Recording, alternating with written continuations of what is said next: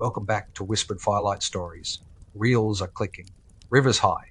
Tonight, a city archive counts to a number you don't want. This is The Man Who Counts Red Lights. The teller kept his voice low and used third person, as if the extra step back might be a shield. His name was Andrew Pike, archivist, Rust Belt city that loved its bridges more than its men. His days smelled like vinegar film and dust, his nights like dish soap and the warm square of his daughter's forehead. He thought he loved both safely. Then the reels began to count things back. It started with a 1966 safety short, Bridge Safety and You, horn music, municipal cheer, yellow title cards. He threaded the projector, dimmed the bay, watched rivets flicker onto a pull-down screen. For a frame and a half, 2 red circles flashed in a negative hollow and went out. He marked it as chemical bloom. He lied to himself kindly. The next reel, Winter Driving Tips, showed a training officer in a hat beside a salt truck. On a far catwalk, a tall shadow crossed the lattice without bending. Andrew rolled the film back. Gone. Forward. There. Back again. Absent, present, absent, as if the figure had its own cadence, separate from sprocket teeth. He told Monica, the colleague who could sit in the dark without needing noise. She said all old films are haunted. He wanted schoolboy ghosts, boys on girders, men in hats who waved from a bridge that later would not stand. But the reels kept counting. In River Crossing's Your Part, the city voice said, "See something, say something." The camera panned under cables. Red glows woke along the frame, 2, then 4, then 6, like eyes bolted into steel. The narrator smiled through teeth you couldn't see. A whisper rode the emulsion, not the track. 11, it said. Andrew paused, checked sprockets, gate, pressure plate, his own breath, resumed. 11, the whisper said again. He ran a 1990s PSA to rinse the room, cartoon raccoon telling kids not to drop bikes off pedestrian bridges. Halfway through, VHS tracking hiccuped to a still bleed-through. Iron truss in snow, a man-shaped shadow on the rail, hand-lettered 11 at the bottom like part of a cue card. He pulled the tape. His hands shook.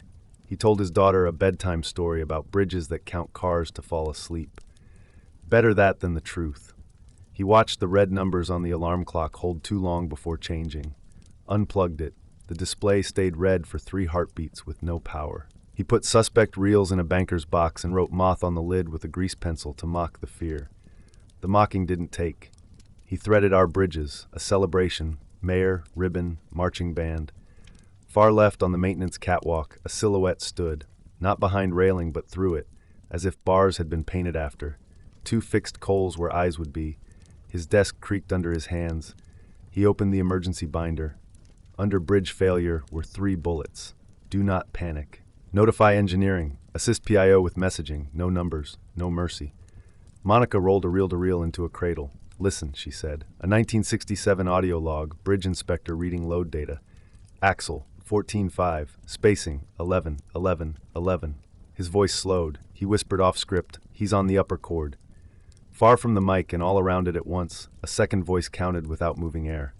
11. They ate in a park under a smaller bridge that hummed like a hive. A flock of crows lifted in a shape briefly cloak-like. Monica said, "They call him a harbinger, not a cause." Andrew asked if that helped. She said no. That night he dreamed in negative. White world, white sky, white river. The only dark thing balanced on cable. When he woke, the clock held 11:11, like a child pressing a door while someone pushed from the other side. He threaded Stay Safe, 1961, and set a camera to capture whatever the projector allowed. Mid-reel, the image jumped without splice, main span, no people, no cars. Something stood on the 3rd panel from the pier, tall as a lamppost, with 2 red points where eyes might sit on a creature that never needed to blink. The brassy track dropped to hiss. The whisper threaded the holes. 11, 11, 11. He stopped the reel with his palm, skin burning. On the frozen frame, the eyes did not go out. Monica called. Her voice tried to be calm and remembered how only halfway. He went to her bay. The live bridge cam stuttered. Nothing. Long shadow, red circles, a heat warp where heat shouldn't be, then cars again. Viewer count in the corner ticked to 11 and held. "You have a daughter," she said. "You have a wife," he answered.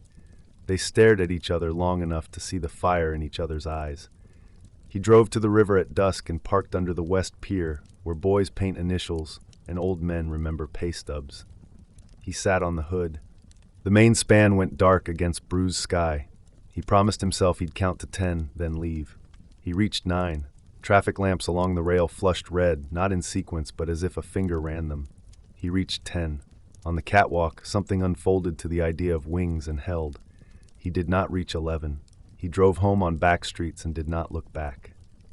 Morning news, software glitch, minor delays. Afternoon, ribbon cutting.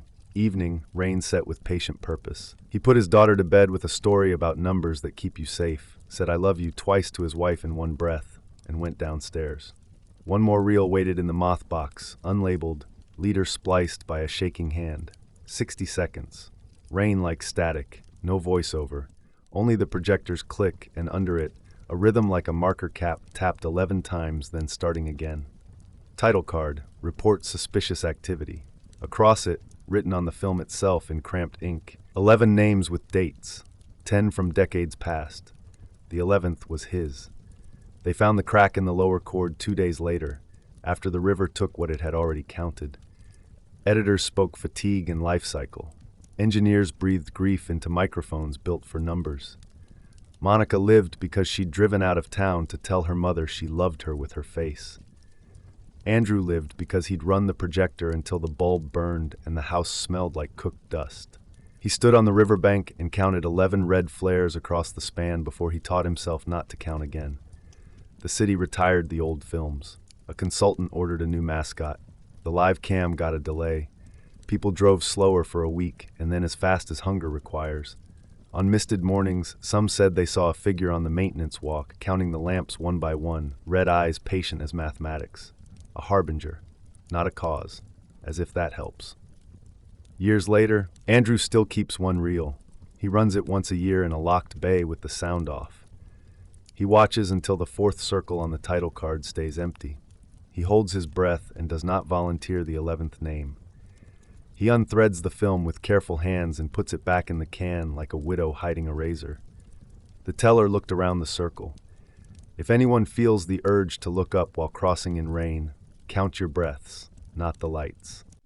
Do not give the number it waits for. It does not warn, it counts. That was the man who counts red lights. If your fire's still warm, stay a little longer. For more nights like this, tap like, subscribe, and come back to the circle. There are always more stories waiting in the dark, here at Whispered Firelight Stories.